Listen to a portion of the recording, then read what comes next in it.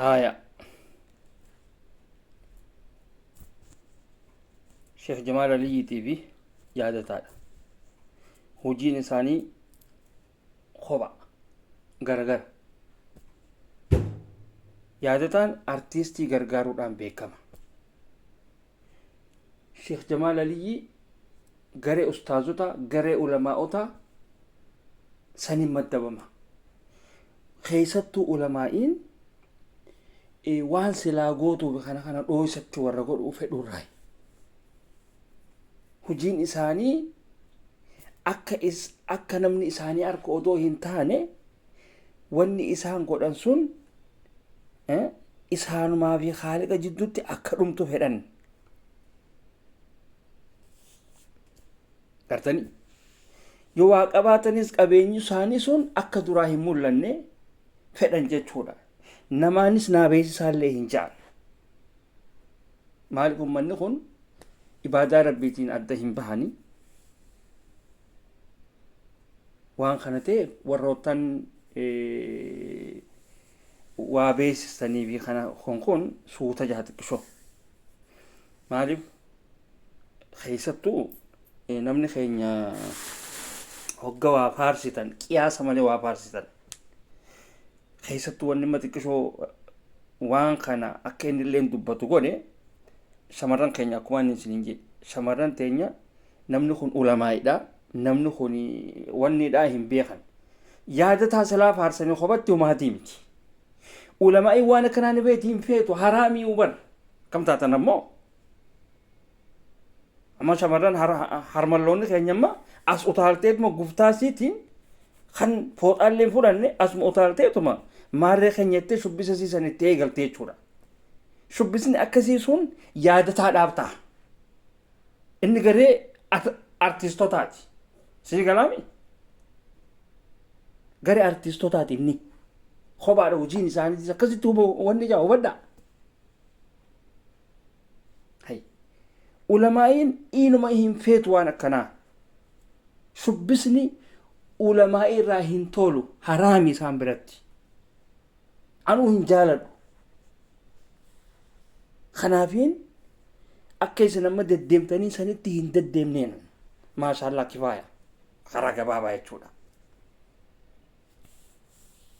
Gartanii akka isin yeroo 100 faarsitan no wanni akkasii sun qaanyi.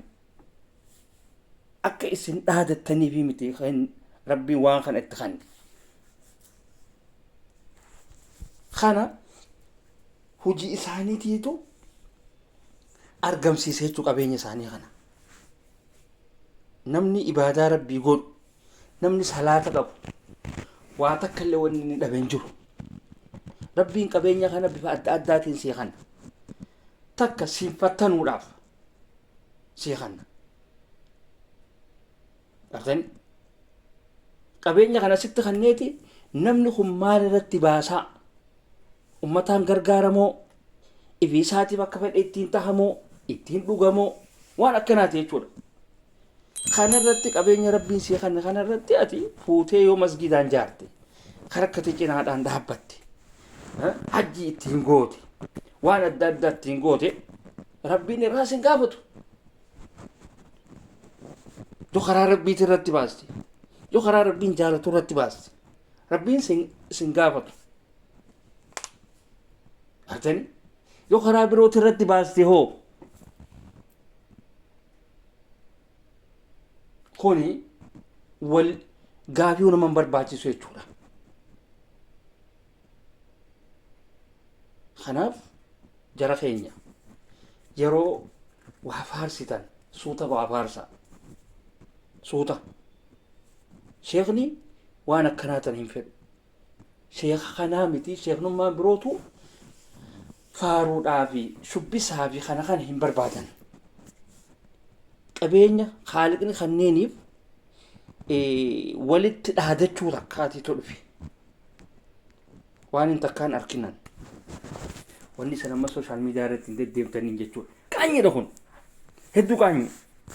Gartanii? Mee hawaasa biroo laala. Hawaasni birootis akkuma keenya Harargee kanatti taajiran qaba. Tujjaarota qaban. gartani akkanaa ja'anii as bahanii nu faarsaa hin jenne isaan kunillee nu faarsaa isiniin hin jenne gartani amma gaa isinuma kanaatitu gaa warroottan amma sooshaal miidiyaa irratti as bahe kanaatitu gaa nama firii lamaa fi sadeen kana qofa harkeetuma as bahe malee namni Harargeedhaa kan qabeenya qabu kan isin hin beekne hedduudhaa jira bar kan qabeenya qabu hedduu jira kan yaadataa Junaydii irra taajiraatii jira kan Sheek Jamaal irra taajiraatii jira kan isin hin beekne kan uffanni isaa lafa tana fakkaatu dhokatee ka deemu kan qabeenya meeqa odoo qabu miilaan lafa deemuu jira. Okay? Hai. Ummata akkanaa kanaa jira. Ummanni akkanaa kunu kootaa waan akkanaa qabnaa kootaa nu beeksisaan jenne. Takka isin wanni ammaan tana godhaa jirtan akka ijji namaa isaan irratti deebitu. Diinaaf isaan kannuudha jaama. Diinaaf isaan saaxiluudha jaama. Dhagayaa warroottan waa takka illee hin beekne jazbaa wal geesse hunda. Jazbaa takkaa waa takka illee agartee hin beekne isin. Nama hoggaa akkanatti ol fuutanii wanni gootan namni sooraataa wanni keessa seenee alaamaa ilaamaa keessa seenee jira jechuudha. Isin warra nama dhoosisu warra nama jeesisu malee warra nama hambisuu miti isin warri waa faarsu kun cool down miidiyaa fayyadamuun beektan waa takka illee hin beektan asii fuutanii kaan kaanitti sheergoota yaa qaanyiidhaa warra biidhaa warra kun fiikum.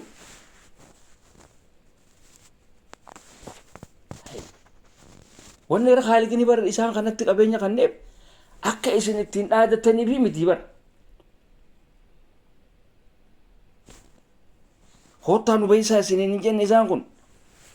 Kanaaf suuta ja'a keessattuu ulamaa'ii sheekotiin hin feetu waan akkanaa. Hin feetu. Artanii yaadataa faarsuu dandeessan. Inni garee artiistii waan ta'eef faarsuu dandeessan isa. Kanaan isiniin.